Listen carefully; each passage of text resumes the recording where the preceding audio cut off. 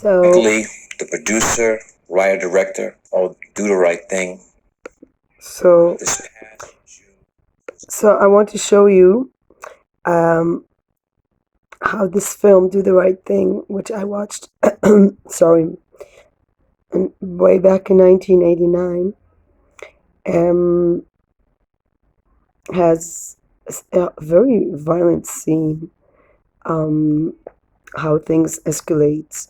This guy Raheem, Radio Raheem, comes into this Italian place, and um, I think Spike Lee though is not aware when he portrays this scene that he's actually also portraying um, the contributing factors. Look at the anger without listening.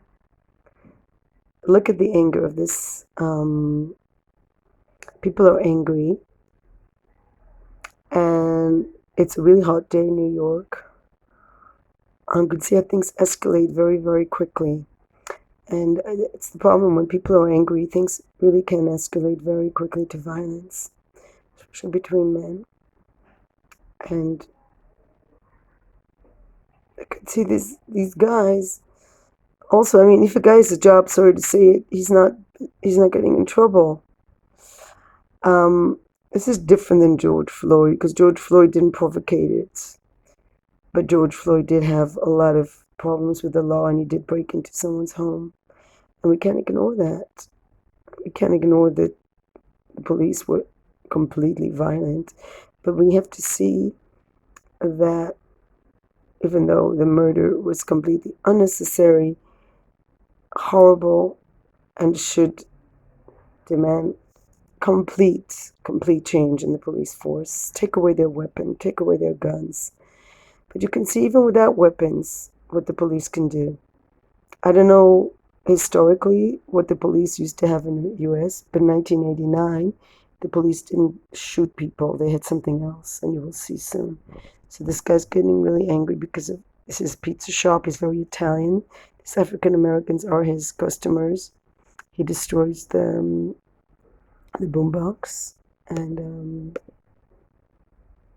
everybody's like, what's next? Everybody knows it's going to be bad. Everybody's looking around. it's genius. Raheem, I mean, that was personal. It's like he got beat with a baseball bat because you've seen him the whole film with his boombox blasting. This is very different than George Floyd because George Floyd did not attack anyone when he got murdered. That's I think this film sort of like shows that the African Americans get very quickly into violence, which is, I think as an African American, I would be upset to be portrayed as a person who very quickly gets into this anger. And I can understand people like sorry, I can't pronounce her. Candia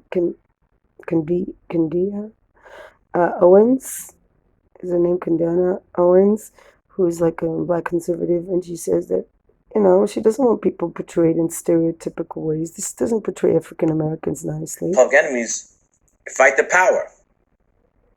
We did not have a very good stunt coordinator, and people got hurt. Danny Elmo's son, Danny Jr., was his father's double right here.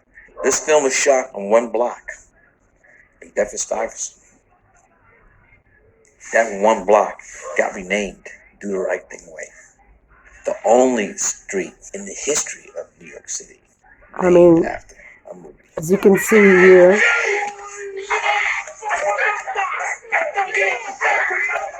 this is very different than George Floyd because this is, this guy's just, look at the scene. They're holding him neck. Which is a homage to... He's choking the guy.